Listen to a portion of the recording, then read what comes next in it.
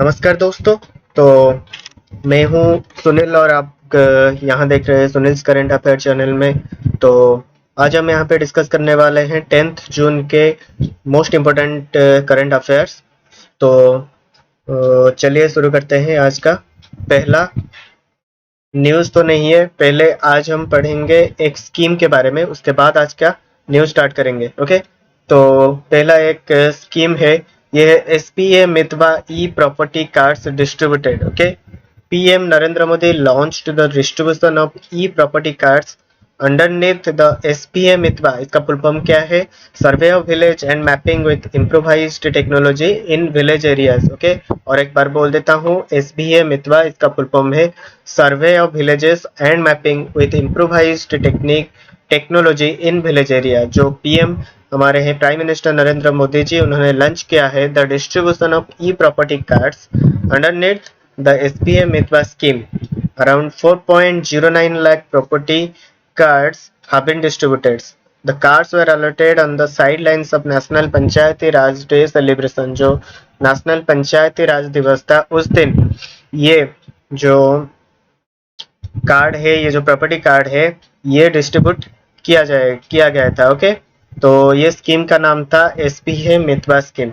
इसके पूरे डिटेल्स पढ़ लेते हैं। Each and every year, the National Panchayati Raj Day is celebrated on April 24। Okay, हर साल नेशनल पंचायती राज दिवस कब पालन किया जाता है ना? 24 अप्रैल को। और ये जो स्कीम है एसपी मितवा, ये the scheme was launched in 2020 on National Panchayati Raj Day। The scheme persists to provide integrated property validation solution for rural India। Okay, जो रूरल इंडिया में जो इंटीग्रेटेड प्रॉपर्टी वैलिडेशन है उसका सोल्यूशन के लिए ये स्कीम लॉन्च किया गया था। और under this scheme the mapping is to be accomplished in a phase wise manner between 2020 to 2024। तो 2020 से लेकर 2024 तक ये जो स्कीम काम करेगा। और इस स्कीम का काम क्या है कि the mapping is to be accomplished in phase wise manner. ये जो रूरल एरिया में जो इंटीग्रेटेड प्रॉपर्टी वैलिडेशन सोल्यूशन है उसको परसिस्ट के लिए प्रोवाइड करने के लिए ये स्कीम लॉन्च किया गया है। The scheme is presently applicable only in the state of Karnataka, Maharashtra, Madhya Pradesh, Uttarakhand and Uttar Pradesh. अभी फिलहाल ये जो स्कीम इन्हीं 5 स्टेट्स में काम कर रही है, जो कि है कर्नाटका, महाराष्ट्र, मध्य प्रदेश, उत्तराखंड एंड उत्तर प्रदेश। और इस स्कीम के लिए गवर्नमेंट ने कितना सैंक्शन किया है अमाउंट ना? 79.65 करोड़। ओके, आपको आई होप आपको याद हो गया होगा। और एक बार बोल देता हूं मैं, पीएम नरेंद्र मोदी जो हैं हमारे, उन्होंने लॉन्च किया है distribution of E property card. सभी जिन्होंने भी अपने अपने प्रॉपर्टी के ओनर है उनको एक ई प्रॉपर्टी कार्ड दिया जाएगा। जो कि कौन देगा? ये जो लॉन्च हुआ है उसका स्कीम जो है SPM Mitwa survey of village and mapping with improvised technology in village area. Around 4.9 lakh property cards. Okay, तो 4 लाख, लगभग 4 लाख लोग यहाँ पे प्रॉपर्टी होल्डर कार्ड उनको मिल जाएगा। और ये कब सेलिब्रेट और ये स्कीम कब पहले लॉन्च किया गया था ना? 2020 को नेशनल पंचायती राज दिवस के दौरान।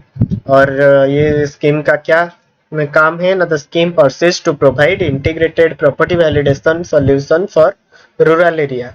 Under this scheme, the mapping is to be accomplished in a phase-wise manner between 2020 to 2024। और ये फिलहाल 5 स्टेट्स में काम कर रहा है, कर्नाटका, महाराष्ट्र, मध्य प्रदेश, उत्तराखंड एंड उत्तर प्रदेश। और ये जो इंडियन गवर्नमेंट है इस स्कीम के लिए कितना अमाउंट सैंक्शन किया है ना? लगभग 80 करोड़। ओके, 79.65 करोड़। तो आई होप ये स्कीम आपको समझ में आ गया होगा। तो अभी फिलहाल चलते हैं 10th जून के मोस्ट इंपोर्टेंट न्यूज की तरफ। तो ये है आपका पहला news. World bank estimates India's GDP to grow at 8.3%। Okay, world bank जो है तो उन्होंने क्या कहा है कि India GDP has been expected to grow at 8.3% in fiscal year 2021-22। Okay, 2021-22 में इंडिया का जीडीपी जो ग्रोस डोमेस्टिक प्रोडक्ट जीडीपी है वो कितना ग्रो करेगा ना 8.3%. The report predicts the economic growth in South Asian countries to rebound stronger in 2021. Okay और ये जो हमारा वर्ल्ड बैंक है, वर्ल्ड बैंक का हेडक्वार्टर कहाँ पे है ना, ये वाशिंगटन डीसी यूएस में है और इसका हेड कौन है, टाबिस मालपास इनका हेड है और ये एस्टेब्लिश कब हुआ था, जुलाई 1944 को. ओके ये एक इम्पोर्टेंट न्यूज हमारे लिए है. वर्ल्ड बैंक का हेडक्वार्टर वाशिंगटन डीसी यूएस में है, हेड है डाविस मालपास और ये एस्टेब्लिश कब हुआ था, जुलाई 1944 को. ओके और एक बार न्यूज पढ़ लेता हूँ कि जो वर्ल्ड बैंक है उन्होंने एक रिपोर्ट दिया है कि India GDP has been expected to grow at 8.3% in fiscal year 2021-22. अभी चलते हैं नेक्स्ट न्यूज पे. Jammu and Kashmir village first to achieve 100% vaccination. Okay तो जम्मू एंड कश्मीर के अवायन विलेज का नाम क्या है, अवायन विलेज इन बंदीपुरा डिस्ट्रिक्ट में एक विलेज है जिसका नाम है अवायन विलेज जो कि जम्मू कश्मीर में है. तो उस village has become the first village in India to achieve 100% vaccination of its adult. The total population in the village is 362. बहुत ही कम है, 362 टोटल पॉपुलेशन है and people had to walk 18 kilometre to get their covid vaccine slot. Okay उनको लगभग 18 kilometre जाना पड़ता है कोविड-19 वैक्सीन स्लॉट के लिए. ओके तो ये एग्जाम में आ सकता है कि जम्मू कश्मीर का कौन सा विलेज का नाम क्या है जो कि 100% वैक्सीनेशन है. और फिर एक ये भी एग्जाम में आ सकता है कि इंडिया का कौन से यूनियन टेरिटरी हो में पहले जो भी अचीव किया है 100% वैक्सीनेशन, तो वो है जम्मू एंड कश्मीर. ओके ये याद रख लेना, ये इंपॉर्टेंट न्यूज है. नेक्स्ट न्यूज पे, India's first international maritime cluster to come up at gift city. Gift city किसको बोला जाता है, अहमदाबाद को. Okay Ahmedabad is known as gift city. Okay तो इंडिया का फर्स्ट इंटरनेशनल मैरीटाइम जो क्लस्टर है वो इस गिफ्ट सिटी में होगा. तो गुजरात मैरीटाइम बोर्ड जो कि GMB will set up the country's first international maritime service cluster at gift city. Okay the maritime cluster will be developed as a dedicated ecosystem comprising parts, shipping, logistics service providers and government regulators all present in the same geographic vicinity gift city. Okay जो भी गुजरात के जो gift City Ahmedabad में जो भी हमारे ecosystem comprising parts है या शिपिंग है, लॉजिस्टिक सर्विस प्रोवाइडर, तो इस सब का काम कौन के लिए India first international maritime cluster यहाँ पे बनाया जाएगा. ओके और गुजरात के बारे में थोड़ा जान लेते हैं. गुजरात का CM कौन है, विजय रूपानी. गुजरात का चीफ मिनिस्टर विजय रूपानी है और उनका गवर्नर आचार्य देवव्रत. ओके और गुजरात का CM और एक बार बोल देता हूँ, विजय रूपानी है और गवर्नर है आचार्य देवव्रत. ओके तो न्यूज ये है कि India first international maritime cluster to come up at GIFT City Ahmedabad. Okay तो चलिए अब चलते हैं नेक्स्ट न्यूज पे. Anup Chandra Pandey appointed as election commissioner. Okay ये एक इंपॉर्टेंट न्यूज है हमारे एग्जाम के लिए. Anup Chandra Pandey appointed as election commissioner. The union government has appointed Anup Chandra Pandey, retired IAS officer of the 1984 batch, Uttar Pradesh cadre as election commissioner. जो कि तो यूनियन गवर्नमेंट ने अनूप चंद्र पांडे को इलेक्शन कमीशन के लिए अपॉइंट किया है. और ये जो अनूप चंद्र पांडे जी है ये एक रिटायर्ड IAS ऑफिसर है of 1984 batch Uttar Pradesh cadre के. In the election commission Pandey will have a little under 3 years in the office and will retire in February 2024. Okay इनका कार्यकाल 3 साल के लिए है और ये रिटायर कब करेंगे, फरवरी 2024 को. और ये जो अनूप कुमार पांडे जी हैं वो जो इलेक्शन कमीशन हुए हैं तो कौन इस्तीफा दिए हैं, तो या फिर कौन किसका कार्यकाल खत्म होने पर ही इनको अपॉइंट किया गया है. The Pandey has been appointed to the position left vacant by former Chief Election Commissioner Sunil Arora's retirement on April 12। जो सुनील अरोरा थे चीफ इलेक्शन कमिश्नर फॉर्मर, तो उनका रिटायरमेंट अप्रैल 12 को हुआ था, तो इसीलिए यूनियन गवर्नमेंट ने अनुप चंद्र पांडे जी को अगला इलेक्शन कमीशन के लिए अपॉइंट किया है। ओके, और जो इलेक्शन कमीशन ये कब फॉर्म्ड हुआ था ना, 25 जनवरी 1950। ओके, 25 जनवरी 1950 को इलेक्शन कमीशन फॉर्म हुआ था और इसका हेडक्वार्टर न्यू दिल्ली में है। और first executive of election commission कौन है ना, Sukumar Sen. Okay, Sukumar Sen was the first executive of election commission, ये आप याद रख लेना। और ये एक इम्पोर्टेंट न्यूज है, Anup Chandra Pandey appointed as election commissioner. Election commission form 25 जनवरी 1950 और इसका हेडक्वार्टर है न्यू दिल्ली मेरे भाई। और ये first executive of election commission कौन है, सुकुमार सेन। ओके, चलते हैं नेक्स्ट न्यूज पे। Indian navy inducted 3 ALH MK3 advanced light helicopter. Okay, Indian navy ने खुद एक 3 ALH MK3 advance light helicopter बनाया है। तो Indian navy inducted 3 indigenously built advanced light helicopter ALH MK3 in their fleet. These helicopters are built by Hindustan Aeronautics Limited. Okay, HAL Hindustan aeronautics limited के द्वारा बनाया गया है at the Indian naval station Dega in Visakhapatnam, will be used for maritime reconnaissance and coastal security.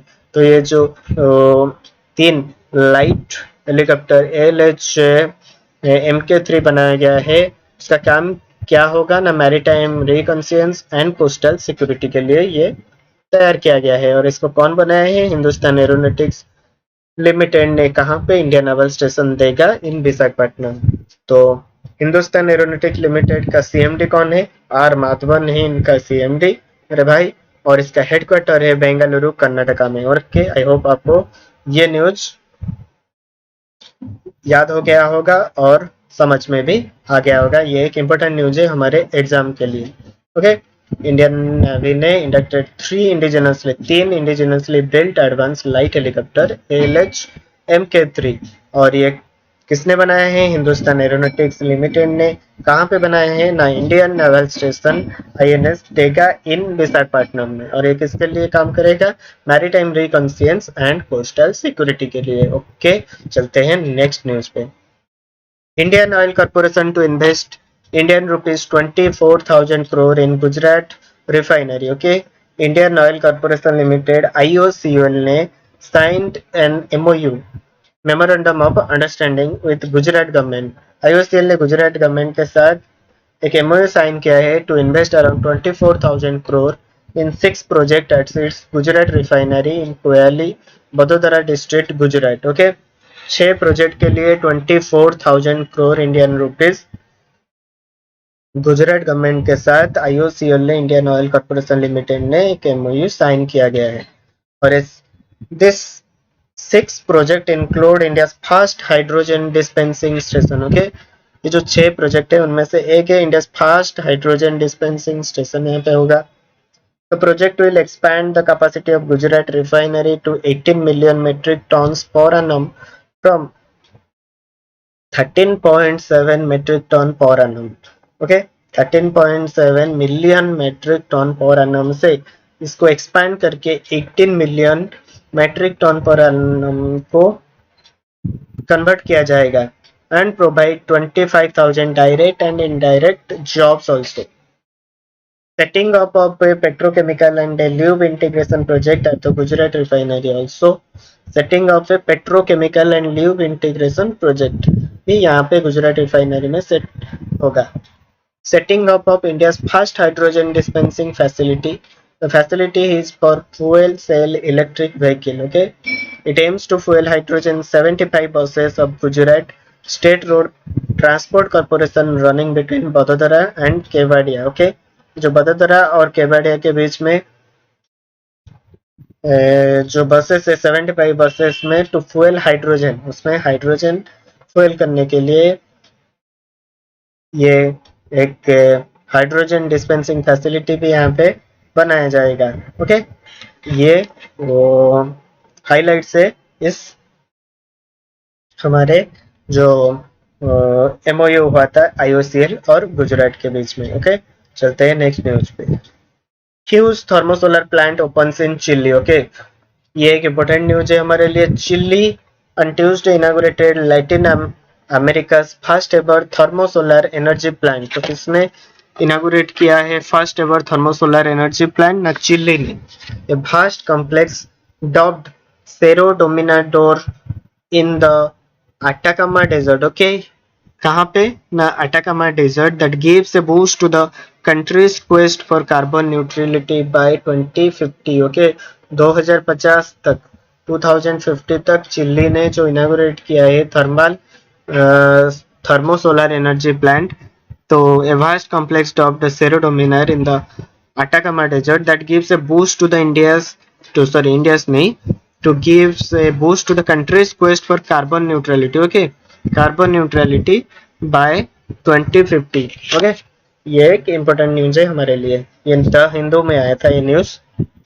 Next, ये एक appointment जैसा है। The government has extended the term of life insurance corporation LIC of India chairman MR Kumar by 9 months until March next year. Okay, the government ने क्या किया है ना, LIC के जो चेयरमैन है MR कुमार का कार्यकाल एक्सटेंड कर दिया है 9 month के लिए, 9 महीने के लिए एक्सटेंड कर दिया गया है। किसका कार्यकाल? ना LIC के चेयरमैन जो है MR कुमार के कार्यकाल 9 महीने तक और एक्सटेंड कर दिया गया है। और ये जो LIC है, LIC एस्टेब्लिशमेंट कब हुआ था?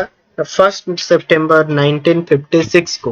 ओके, LIC का एस्टेब्लिशमेंट 1 सितंबर 1956। और इसका हेडक्वार्टर कहाँ पे है ना मेरे भाई? मुंबई महाराष्ट्र में है। ओके, मुंबई महाराष्ट्र में इसका हेडक्वार्टर है। आई होप आपको ये न्यूज पसंद आ गया होगा, याद भी हो गया है। और एक बार बोल देता हूँ, जो गवर्नमेंट है उन्होंने LIC के जो चेयरमैन MR कुमार है उनका कार्यकाल 9 महीने तक और एक्सटेंड कर दिया है। ओके, तो आज के लिए इतना ही था न्यूज। तो अभी फिलहाल चलते हैं countries, its capital and currency. Okay, तो पहला कंट्री आता है जापान, उसका capital Tokyo, currency yen. Okay, Japan Tokyo yen. Then Jordan, Jordan के कैपिटल अमन, करेंसी है dinar. Okay, Jordan Amman dinar. Jamaica, Jamaica का कैपिटल किंगस्टन, करेंसी है dollar. Okay, Jamaica का मेरे भाई कैपिटल है किंगस्टन और इसका करेंसी है डॉलर। कजाकिस्तान, उसका कैपिटल अस्ताना, करेंसी है तेंगे। ओके, कजाकिस्तान उसका कैपिटल अस्ताना और इसका करेंसी तेंगे। केनिया, केनिया का कैपिटल नाइरोबी और उसका currency shilling. Okay, Kenya capital Nairobi, currency shilling. और एक बार बोल देता हूँ पांचों कंट्री और कैपिटल करेंसी। पहला जापान, उसका capital Tokyo, currency yen. Jordan capital Amman, currency dinar. Jamaica capital Kingston, currency dollar. Kazakhstan capital Astana, currency tenge. Kenya capital Nairobi और इसका करेंसी है शिलिंग। तो आज के लिए बस इतना ही। तो ये सारे के सारे जो न्यूज़ थे ये सभी मोस्ट इम्पोर्टेंट है हमारे एग्जाम रिलेटेड के लिए है। और आई होप आपको ये सेशन पसंद आया होगा। अगर ये सेशन आपको पसंद आया है तो ज़्यादा से ज़्यादा इसको शेयर कीजिए। जो सब्सक्राइब नहीं किए तो सब्सक्राइब कीजिए और लाइक भी कर दीजिए। और इसका जो PDF है मैं अपने टेलीग्राम चैनल जो डिस्क्रिप्शन में लिंक दिया है वहाँ अपलोड कर दूंगा। तो आप उस टेलीग्राम चैनल जो मेरा नाम है सुनील्स करंट अफेयर, वहाँ जाके भी आप ज्वाइन हो सकते हैं और उसका PDF भी आपको वहीं पे मिल जाएगा। ओके, तब तक के लिए अपना पढ़ाई जारी रखिए। तो बस इतना ही, चलते हैं। जय जगन्नाथ।